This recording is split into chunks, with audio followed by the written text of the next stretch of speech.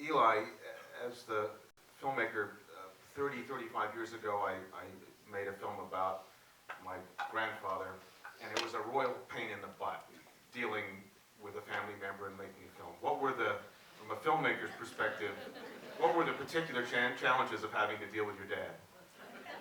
The most difficult thing I had with him was trying to collect some of the photographs that we got at the 11th hour of him at Farienwald, some of his documents leading to his arrival in America. That was the hardest thing. He didn't know where they were, but finally found them. But you know, he was a joy to work with. I should introduce the gentleman at the end who you didn't see in the film, and that's Blair Gershkow, who is the co-producer, director, and editor of the film. Blair, what's the worst thing about making a film with, you know, a father-son? You know, they were actually pretty easy on some level. You know, I mean, Jack lives in Denver now, so we were kind of making it, I guess, at my office in San Francisco. And I was able, you know, got a lot of cooperation from Jack. We interviewed him probably 5 times, I think, something like that. And every time we interviewed him, we got more information out of him about those experiences. And you know, Eli, you know, I mean, it was an interesting sort of time for us, I think, to kind of go through this experience of, as Eli would say, you know, peeling the onion of somebody's life and all the things that happened. And, you know, and we focused a little bit also, I used the parallel part of Skokie and that, so we wanted to really expand the film, so it became about Jack's sort of perspective as context within the experience of he and Eli going back and their experience of growing together, and then also the experience of Skokie, and that's such an odd place at such an odd time. Jack, I want to ask about Skokie. What was it like for you as a survivor when you first heard about what Frank Collin wanted to do there? Total disbelief. It was beyond comprehension. Hold that a little closer, sir. It was beyond comprehension to believe that something like this is actually happening. Total disbelief. All right, let's go to questions. Let's if we could get the microphones out into the crowd. I see a question on the right. Do you see any visible remnants of the Nazi group today in Skokie? Number 2, what were the reactions or cooperations or constraints of any of the church groups?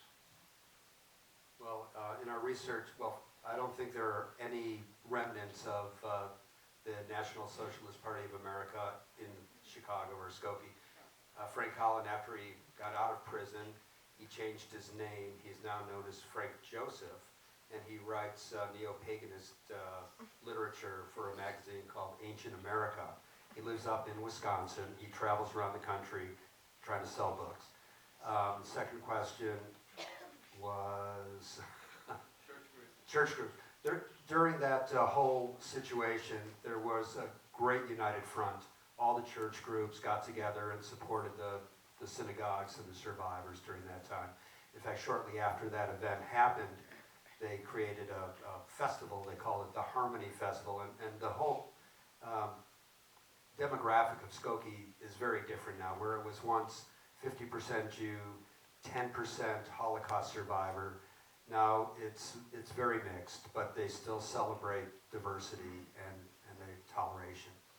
Yeah, one little anecdote about Frank Collin is that we approached him, and people don't know the same person. I think oftentimes he goes on radio shows and talks about, you know, paganism and whatnot, and he really wasn't interested in being maybe part of in the show. We tried, and then we decided not to do it.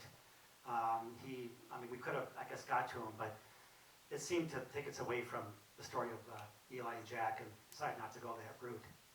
I just had one comment, which is something I know about. The quality of the stock footage research and photo archival research is really extraordinary. I mean, was there finding the Frank Collin footage, was that hard to find, or was that?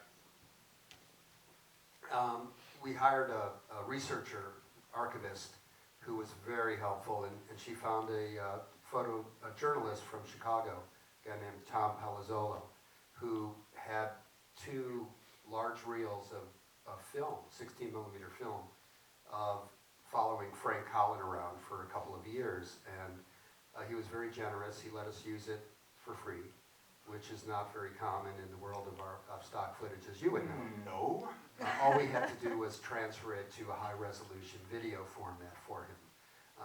But you must have been ecstatic when you saw that footage, because it brings his twisted mind alive in a way that nothing else could.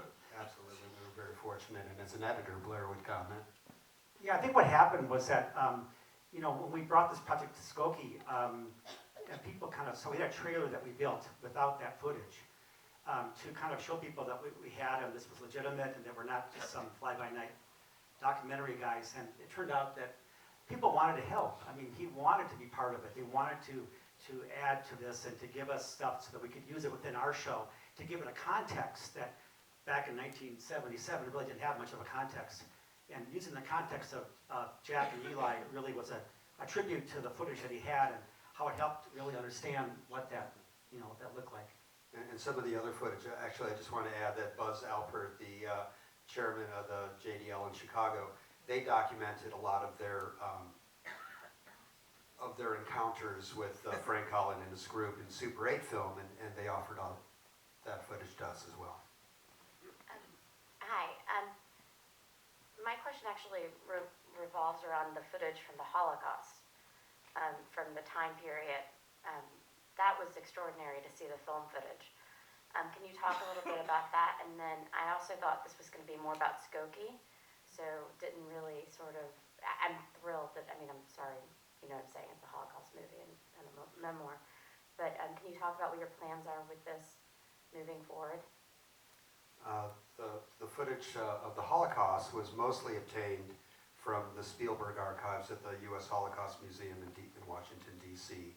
And they offer that to educators and researchers and filmmakers for gratis, which is also very helpful. Unfortunately, CBS and ABC are not that generous, but some of that footage. We have great hopes for this film. We hope for a broadcast down the road, and we also hope that it gets into the educational market. We'd like to see high school and college kids learn more about this and the lessons of being tolerant. You know, it's something that happened in 1940s could have reoccurred in the 1970s, and you know, we can't allow that to happen. And when you look around the world today, we see examples of horrible things going on in the world. Yeah, one thing we found too is that I think we do our research, and you know, and there's so much out there on the internet. I mean, that's really where we found a lot of stuff first. And once we kind of established things we found, then we went to the Spielberg group and Yad Vashem, and there becomes sort of a clearinghouse of all the footage from that era, and which is really great because you know it's always going to be there.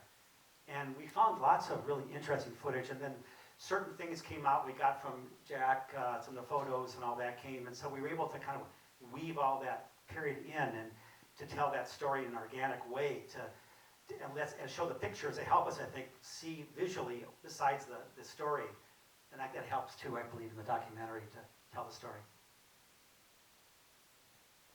The film was well done. My question is, at what point did you decide to go back to Poland? What drove you to that point? Well, my father wanted to go back, and it's kind of funny because I was going to follow him. He was going to go with the March of the Living group and asked me to go with him to visit Pabianica, and I jumped at the opportunity. And I don't like the limelight. I was going to just bring the camera because I'm a professional cinematographer. That's been my career for 35 years. I've never produced a film before, and I found Blair at that point, and Blair as an editor said, you have got to hire a crew in Poland. You have to be part of this film. And I reluctantly agreed, and that's how that all happened. But Jack, do you have a thought in answer to that question about why you chose to go back? Well, I never wanted to go back to Poland. However, when the March of the Living approached me and they told me about the students who paid their own way and who are so anxious to learn firsthand what took place in Auschwitz. And I just couldn't say no, so this was my very first time I went back to Poland. And subsequently, of course, I wanted to visit my hometown. My son came along and so on. But the March of the Living convinced me to do so. I too am from Skokie, Illinois. I grew up in the 60s and 70s and graduated from Niles East in There's always someone from 1974. Skokie in the crowd. Thank you. Well, my question actually segues very nicely from this last one. I had a lot of conversations about the court cases, the First Amendment rights at the time and following. And I guess what I wanted to ask you about is that at the time, we didn't really talk about PTSD very much. I became a psychologist, and we have a much more advanced science of trauma and re-traumatization, and even without the sort of 2016 lingo of safe spaces and trigger warnings, we really understand a lot more about trauma. And I wonder if you think that there might have been different perspective on the First Amendment case had we understood more about re-traumatization and the rights of people to not be re-traumatized. I think that the American Civil Liberties Union, mostly led by Jewish lawyers, had a real struggle with this whole issue. And I don't know that it really would have mattered with them because it was just a matter of law. And even though you're not allowed to cry fire in a crowded theater, I hate to use that example here, but I don't know that it would have made a whole lot of difference in their case. I think people would have understood more about what these survivors had gone through and why the thought of Nazis coming to their town was such a horrific concept. But I don't know that the legal aspect would have changed. Well, my only take on that, it's an interesting question. And I think that because of the fact that the ACLU was involved and because they were made up of Jewish attorneys, most of them in Chicago, it helped to underscore sort of what was going on there and bring it to another level, which in some ways was good because it sort of amplified what was going on with the survivors and what they were facing. And maybe that was something that kind of strangely helped to bring it out even more. That just, it was such a weird dichotomy that, the Nazis hired Jewish attorneys to do something about survivors and it's an interesting question. I don't know. I love how the film takes such a personal story and makes it into such a big theme, explores these larger themes. But one thing that was set up in the very beginning was about how you never knew, Eli, about your family. And I was curious about the time, it wasn't really addressed in the film, when your dad did start talking about it to your family and the effect that it had on you personally. Well, I think I was in my early 30s by the time he really told me what had happened, by the time I had children of my own. And that's roughly around the time that he started to open up. I interviewed him just so I could have a family record of his story, and got maybe 30% of the information that we ultimately got in the interviews that we did for this film with him. But, the effect that it had on me, knowing all, it's just so tragic. I know that a lot of survivors came to America and they had photographs, with them. My dad as a child, or as an orphan, he was a child when he left his home, so there were no photographs. And I'm a visual person, and I just wanted to connect with this family that I never knew. So hearing stories about them helped me get there, and it helped me appreciate my father in another way that I hadn't before. Jack? Just hold the microphone close. I'm just assuming that you must not have a number on your arm because you must not have asked, you were at Auschwitz for 10 days, did you get? Anyone who went through Auschwitz. Oh, my father was a survivor, I had No, Do you feel that you didn't, if you didn't, did you have a number? Do you have a number? Anyone who went through Auschwitz prior to the liquidation of the Ghetto Lodge had a number tattooed on his arm.